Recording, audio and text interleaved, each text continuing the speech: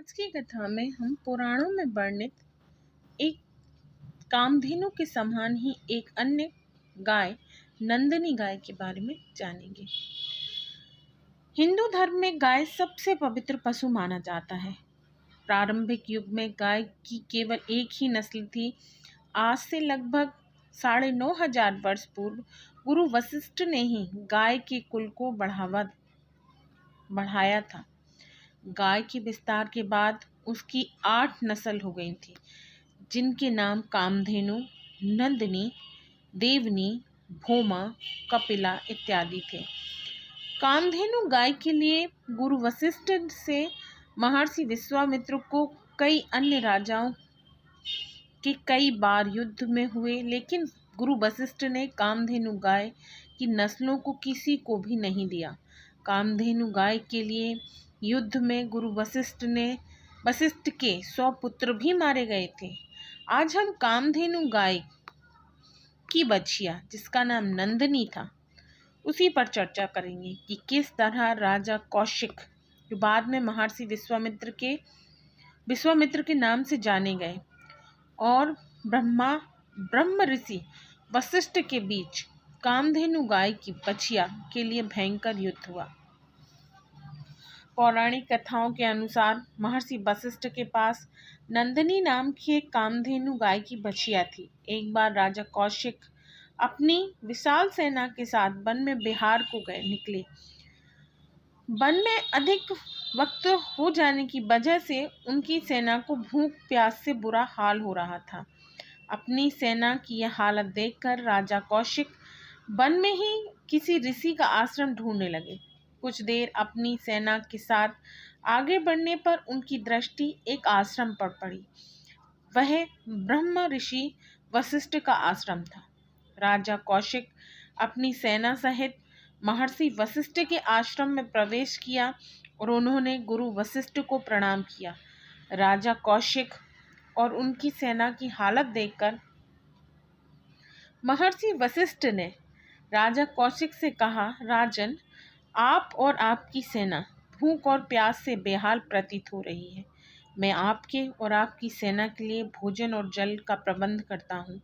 इसके बाद गुरु वशिष्ठ नंदिनी गाय के पास गए और माता नंदिनी से हाथ जोड़कर राजा कौशिक और उनकी सेना के लिए स्वादिष्ट भोजन और दूध की व्यवस्था करने को कहा।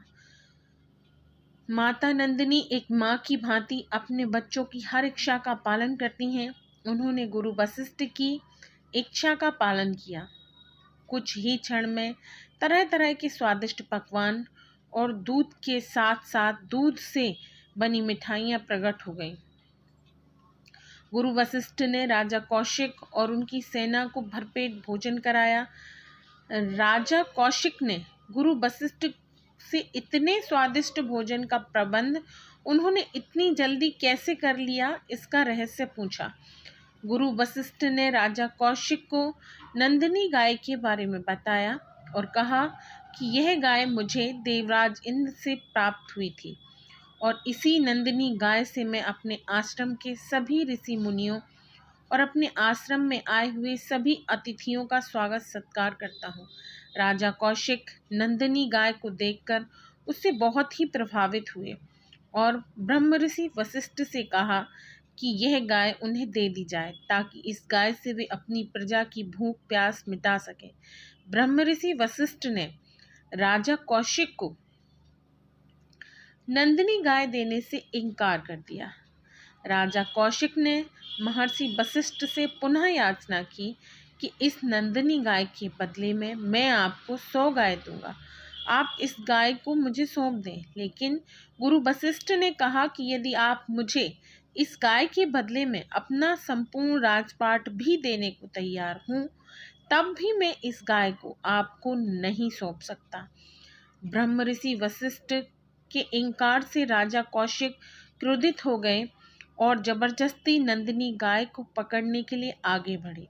राजा कौशिक और उनके पुत्रों के नंदिनी गाय के निकट पहुंचने से पहले ही ब्रह्म ऋषि वशिष्ठ ने राजा कौशिक के एक पुत्र को छोड़कर सभी पुत्रों को अपने तप के तेज में जलाकर भस्म कर दिया। यह देखकर राजा कौशिक की सेना नंदिनी गाय को पकड़ने के लिए बढ़ी। उसी क्षण नंदिनी गाय के शरीर से असंख्य सैनिक निकलकर राजा कौशिक की सेना का संहार करने लगे। इस तरह राजा कौशिक और गुरु वशिष्ठ की सेना के मध्य भयंकर युद्ध हुआ। राजा कौशिक अपने पुत्रों को खोकर बहुत दुखी हो गए और उनकी विशाल सेना का भी नाश हो गया। राजा कौशिक ने ब्रह्म ऋषि वशिष्ठ से अपनी भूल के लिए क्षमा मांगी और अपना राजपाट अपने पुत्र को सौंपकर तपस्वी वेश में हिमालय पर जाकर तप करने लगे। उन्होंने अपने मन में ठान लिया था कि उन्हें ब्रह्म ऋषि वशिष्ठ से अधिक शक्तिशाली बनना है। इस तरह हम पौराणिक कथाओं में समय समय पर कामधेनु गाय और उनकी प्रजातियों के बारे में पढ़ते और सुनते आ रहे हैं। उन्हीं में से आज मैंने कामधेनु गाय की बछिया नंदिनी के बारे में आपको